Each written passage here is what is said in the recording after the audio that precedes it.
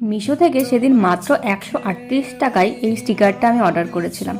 অনেক দিন ধরে মা বলছিল যে সিংহাসনটা রং করবে, তো আমি বললাম না থাক, রং করতে হবে না, আমি স্টিকার কিনে স্টিকার বসিয়ে দেবো।